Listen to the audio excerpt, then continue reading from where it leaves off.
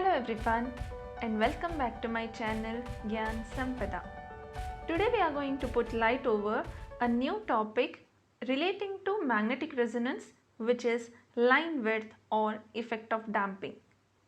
So from the name itself we can understand that there are some details about the width of the absorption lines which we observe in case of resonance phenomena, and here we are going to consider also the effect of damping. So in short, we can consider it as the magnetic damping itself. And generally it is said that there are mainly two contributions to the line width. One is the intrinsic line width and another one is extrinsic one. And we are going to consider the intrinsic itself, where we are going to include the effect of damping. And this damping, we can say it is a fundamental property of any material, because as such in any system there will be certain amount of damping relating to the perturbation. So if we look back to our previous classes, we had a discussion on relaxation phenomena, under which we discussed about spin lattice and spin-spin relaxation. But before that we had seen and derived the basic principle of paramagnetic resonance in two parts. So if you had not gone through the previous classes relating to this, first go through it, because today's class on line width is the continuation part of these two classes itself, because the limitation whichever we have seen while deriving the basic principle of paramagnetic resonance will be overcome in our today's class. And we had seen that after deriving the principle, where we found out the angle of precision, that is tan theta, and it was found that it was diverging, which means the corresponding susceptibility is also tending to infinity, and as such it is not possible, which was the limitation of the resonance principle. And in order to overcome that limitation, today we are going to do certain corrections by including the effect of damping, which we observe under line widths. So as such, the principle whichever we have discussed, it is something like the ideal case where we had not considered any kind of a disturbance or the perturbation. But here when we consider the perturbation, then we can overcome the limitation and modify the basic principle of paramagnetic resonance. And sometimes it is also called as radiation damping, especially in case of NMR. And it is said that radiation damping itself causes the broadening in NMR of very strong signals. So let's see how this damping is relating to the line width. So let's start deriving the modified principle corresponding to paramagnetic resonance. So we know that the internal fields are considered in the equations of motion, and the equations of motion is nothing but dm by dt is equals to gamma m cross h. Here the bold letters, that is m and h, are the vectors. M corresponds to magnetization vector and h corresponds to the field vector, and gamma is gyromagnetic ratio. And I am going to continue the equation numbers which we had seen in the basic principle of paramagnetic resonance itself, and in that derivation we had considered this equation as equation number 9. So if you have not gone through it, just check the description box or go through the playlist named magnetic resonance. So using this equation of motion itself, we had derived the basic principle of paramagnetic resonance, and to the same thing we are going to modify using certain damping terms. So here we are going to add the damping terms, that is the phenomenological equations, which can be also called as phase destruction terms, to this equation number 9, and we can get the components of equation number 9 in terms of x, y, z. So dmx by dt will be equal to gamma into myh minus mz h1 sin omega t minus mx by tau 2. Similarly, dmy by dt will be equal to gamma into mz h1 cos omega t minus mx into h minus my by tau 2. And finally, dmz by dt will be equal to gamma into mx h1 sin omega t minus my h1 cos omega t plus m naught minus mz by tau 1. So if you look at these set of equation number 16, here we have included the damping terms. And if you compare these set of equations with equation number 10 of our previous class, then we can observe that the equation for the components is almost same, but only the last term is included, that is minus mx by tau 2 in case of dmx by dt, minus my by tau 2 in case of dmy by dt, and m naught minus mz by tau 1 in case of dmx by dt.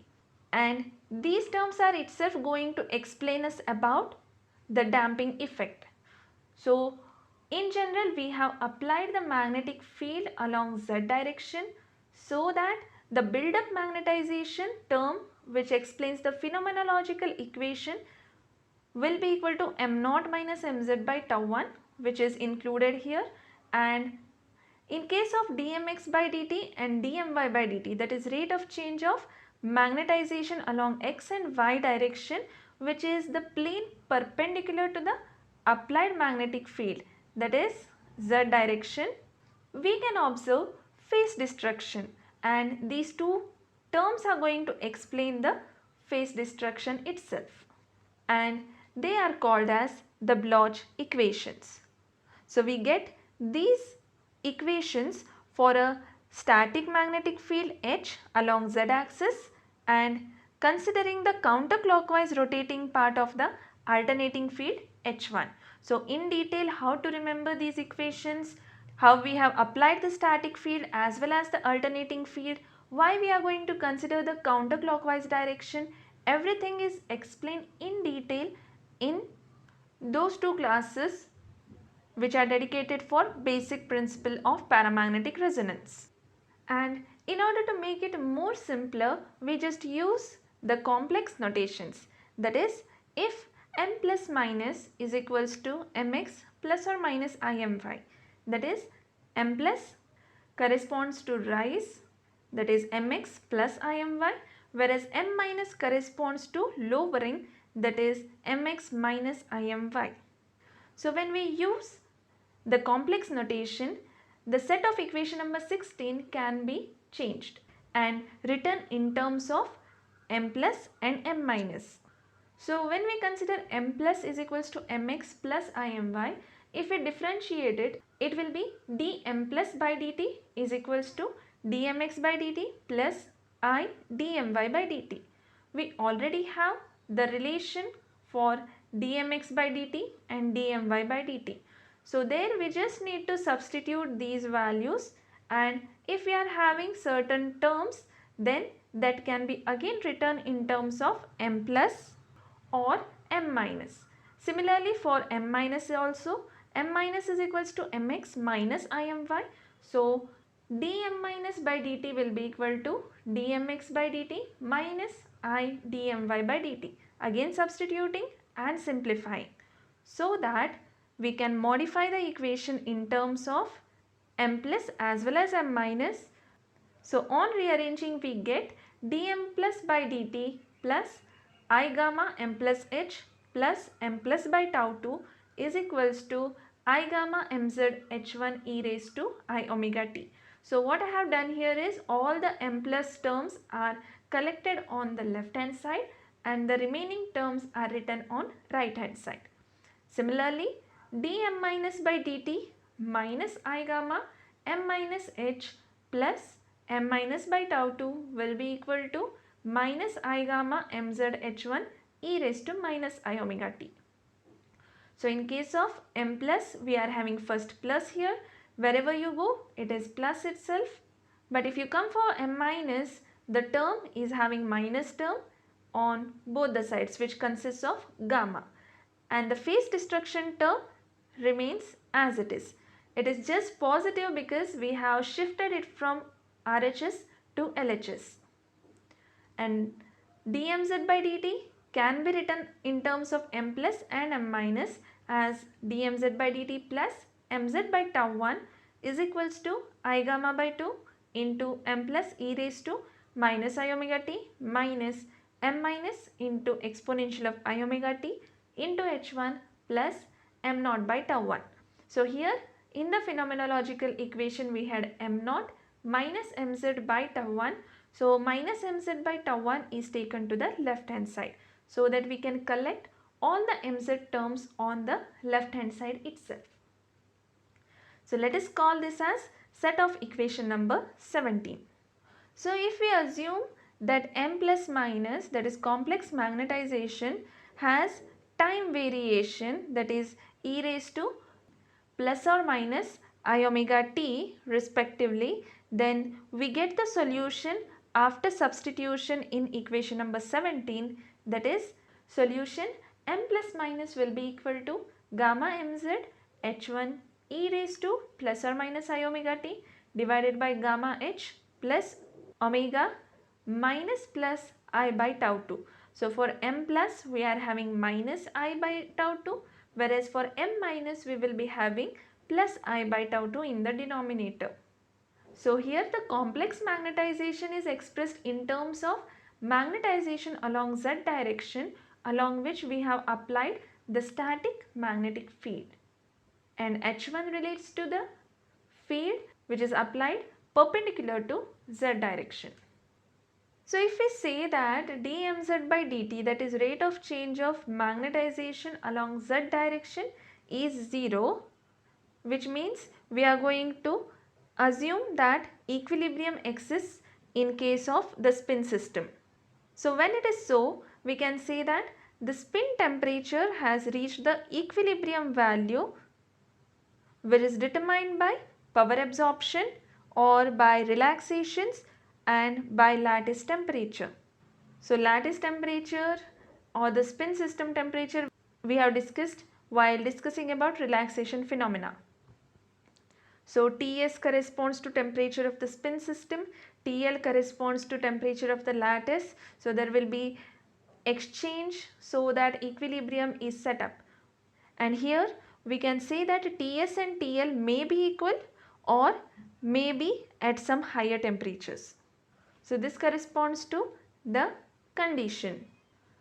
So now if we substitute the value of m plus minus, that is from equation number 18 into equation number 17 and simplify it further, we get the ratio mz by m naught, that is ratio of magnetization along z direction to the equilibrium magnetization, is equals to 1 plus omega plus gamma h whole square into tau 2 square divided by 1 plus omega plus gamma h whole square tau 2 square plus gamma square h1 square tau 1 tau 2, where tau 1 is the spin lattice relaxation time, whereas tau 2 is spin relaxation time, and let us call it as equation number 19. So here we have got the relation for mz. So finally we can substitute the value of mz from equation number 19 into equation number 18, so that in the right hand side of the equation we won't get any magnetization terms. So generally whatever terms are there are some standards or constant terms. So we can substitute mz is equals to m naught into this term, which will be equation number 20, where m naught we have brought to the LHS side. So the equation will be m plus minus divided by m naught is equals to this value. So here we have just simplified the denominator so that in the denominator we won't get any complex term, that is I term. So when we have the magnetization relation, then easily we can find out the relation for susceptibility. So the complex susceptibility can be defined in xy plane as chi is equals to chi prime minus I chi double prime, and that will be equal to m plus minus divided by h1 e raised to plus or minus I omega t. So as it is a complex susceptibility, we know that susceptibility in simple words is magnetization divided by magnetic field. So here We are considering along xy plane, means x and y component should be there, and in simple words it can be denoted in terms of complex magnetization divided by the magnetic field applied along xy plane corresponds to the alternating field, which is denoted in amplitude as h1, and the phase is denoted by exponential term. So this gives the complex susceptibility, and here we can observe that there is no m0 component in case of xy plane, which means the equilibrium magnetization term. And now we are going to use equation number 20, which is the ratio of m plus minus and m0, and equate the real and imaginary parts so that we can find out the corresponding susceptibilities. So when we do so, we get chi prime by chi naught is equals to gamma h tau 2 square into omega plus gamma h divided by the denominator remains as it is, which was in case of equation number 20. Similarly, the imaginary part corresponding to chi double prime by chi naught will be having the numerator minus gamma h tau 2 and denominator will remain same. So here one thing we need to see is that chi double prime is going to be positive because gamma into h is nothing but minus omega L, that is the Larmor frequency. And we are calling this set of equations as equation number 21, where chi naught is the equilibrium susceptibility given by m naught by h, where m naught is equilibrium magnetization divided by the static magnetic field which is applied along z direction. And finally, the condition of resonance to occur is gamma square h1 square tau 1 tau 2 should be very much less than 1, which is called as equation number 22. So this term is coming in both the denominators. So when it is very much less than 1, it is said that magnetic resonance is going to take place. And this condition puts some limit on the amplitude of h1 for many salts, because here tau 1 tau 2 is almost constant, gamma is a gyromagnetic ratio, square again it is a constant, but the oscillating field is in our hands. It may be differing. So if the resonance has to take place, then the total quantity should be very much less than 1, which means h1 has to be adjusted so that this condition is satisfied. So there is a limit on the amplitude of h1 in case of many salts. In general, we can say gamma square has the order of 10 raised to 14, tau 2 has the order of 10 raised to minus 10, that is spin relaxation time is 10 raised to minus 10 seconds, and tau 1 spin lattice relaxation time corresponds to 10 raised to minus 6 seconds, or even less for the case of transition ion salts, because it ranges from 10 raised to minus 2 to 10 raised to minus 6. And the condition will be satisfied in case of paramagnetic resonance of these materials with radiation sources at microwave frequencies. So the ideal frequency range for the working is the microwave frequencies itself, because when you work out the resonance condition, you will get the frequency corresponding to this region itself.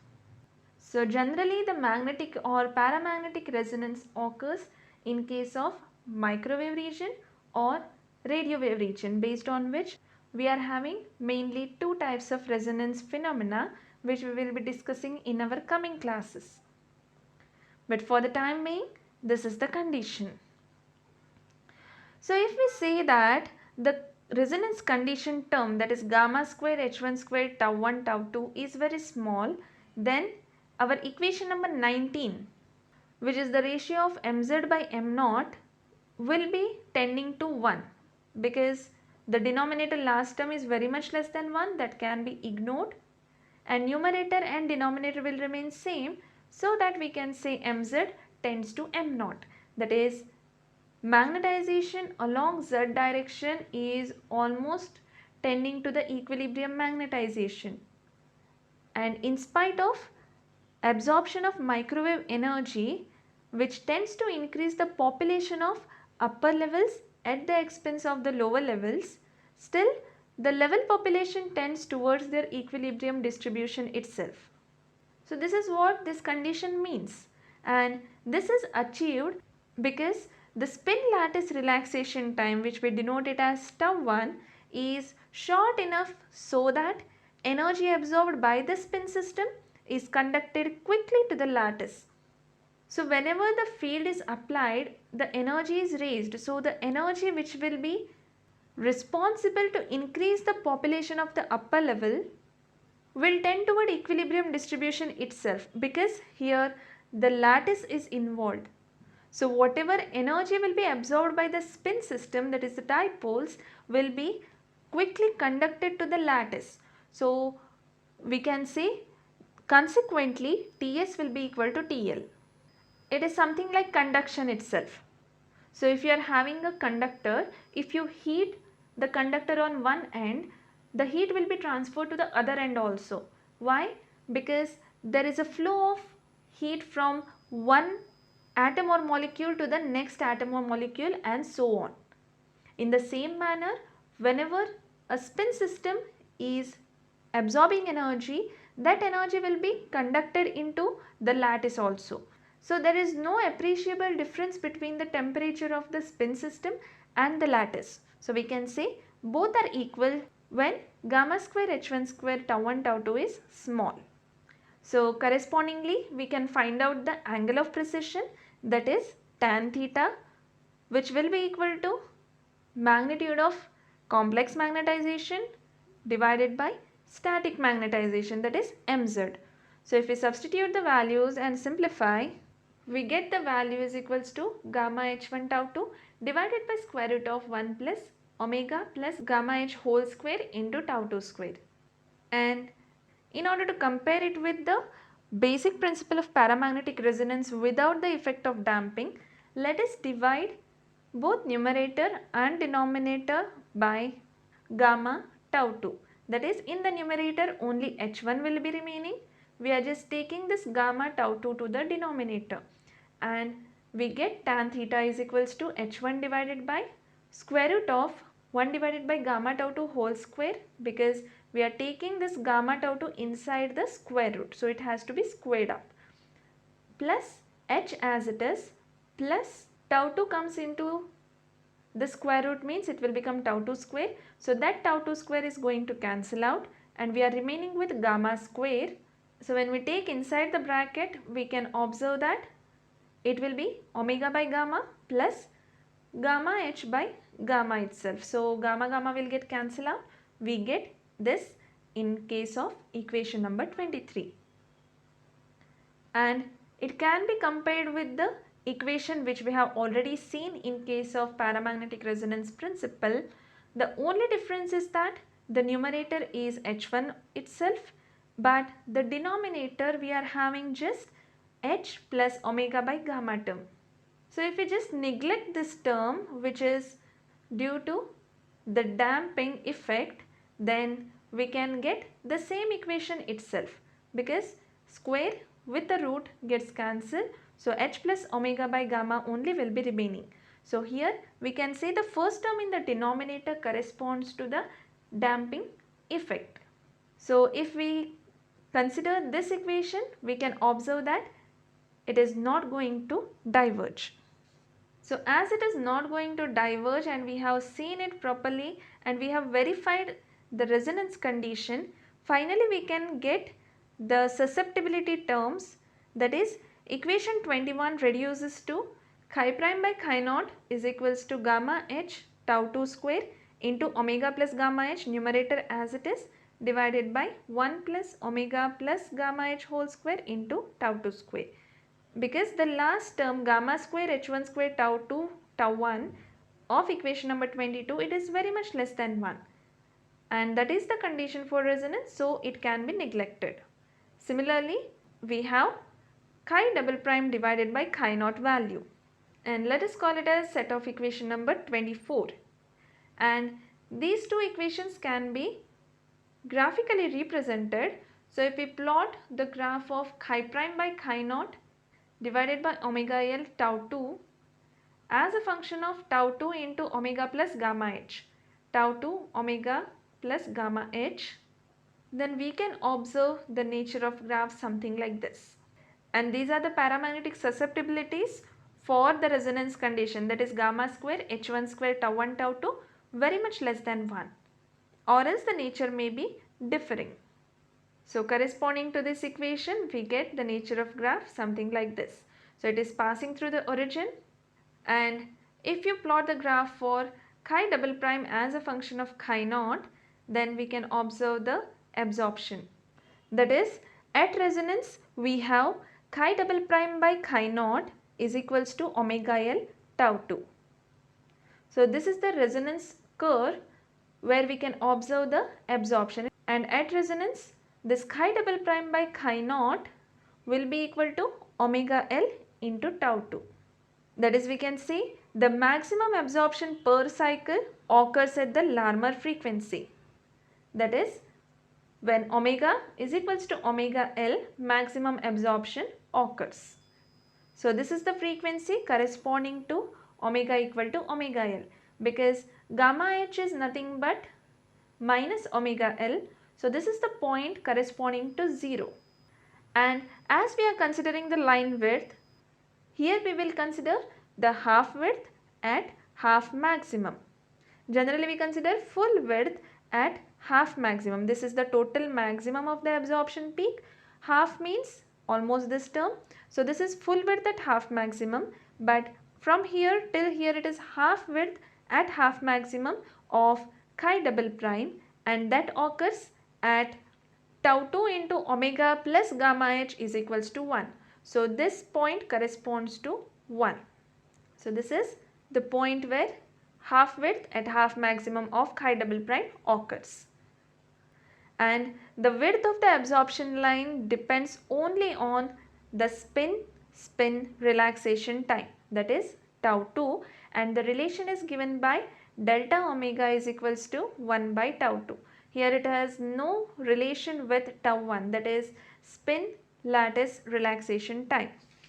And if we look at some of the cases, let us say mz is less than m0, that is at resonance when omega is equals to omega L, we can say that equation number 19, that is the ratio of mz and m0 will be equal to 1 divided by 1 plus gamma square h1 square tau 1 tau 2.